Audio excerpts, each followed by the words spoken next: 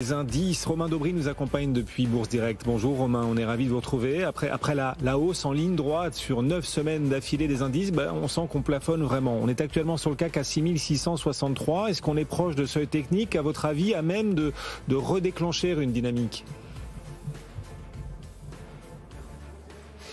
Alors, on consolide effectivement, mais il n'y a pas de pression baissière. En fait, c'est ça qu'il faut lire.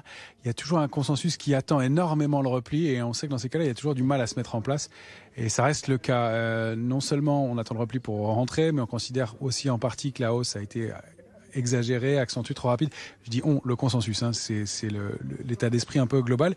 Et puis, on constate aussi que du côté des couvertures, des protections dans les portefeuilles, là, on avait un tout petit peu de suroptimisme. Pas d'excès, pas d'euphorie, mais un tout petit peu de suroptimisme. Les 3 séances de baisse d'affilée des derniers jours ont rendu les opérateurs prudents, et on se couvre à nouveau un peu plus. On est passé à un ratio de couverture qui est supérieur à 1. C'est-à-dire qu'il y a plus d'une option de vente pour une option d'achat. Ça veut dire qu'on est un peu prudent sur ces points hauts de marché. Alors c'est assez légitime.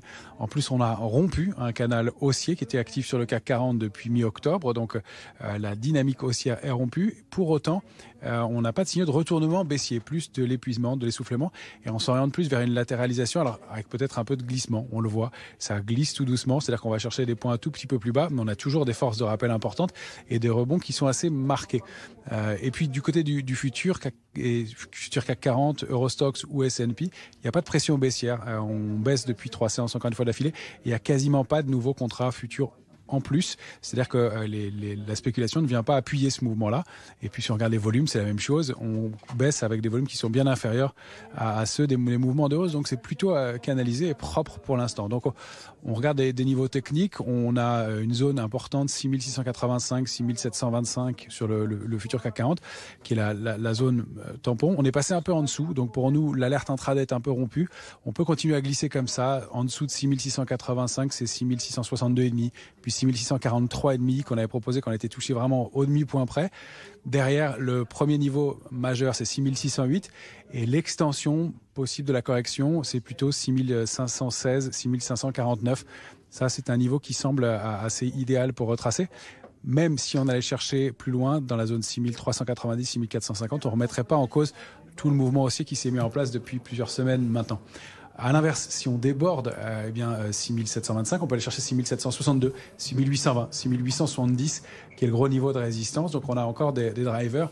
Du côté des valeurs, on voit que ça pêche un peu pour l'instant. On n'a pas énormément de signaux tout de suite. Oui, alors on a une forte baisse d'Euro API, par exemple, sur un avertissement sur résultat. Le titre perd 17% aujourd'hui. Hier, on avait eu aussi de sacrés gadins sur quelques déceptions. Enfin, on voit que quand il y a des déceptions, parfois le marché sanctionne vraiment très lourdement en ce moment. Quels sont les actifs, les valeurs cotées sur lesquelles vous voyez le plus de signaux techniques intéressants pour la suite, Romain ?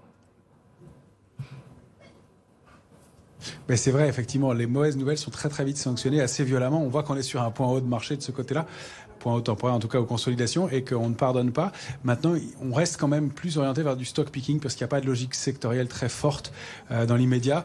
Nous, on a repris un petit peu de risque sur des valeurs comme Nacon, par exemple, qui avait accéléré fortement et qui a consolidé un peu. Une valeur comme Ubisoft est peut-être en train de se retourner aussi. Ça fait partie des choses qu'on fait avec des petites touches parce qu'on reste encore une fois sur ces points hauts un peu prudents. On aimerait mieux des retracements un peu plus marqués pour rentrer à nouveau, même si on reste globalement pas mal exposé.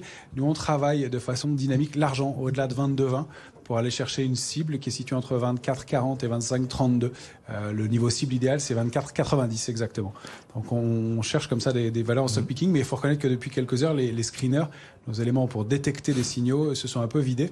Reste qu'on n'a pas de signal baissier, donc on est plutôt à l'affût de signaux acheteurs.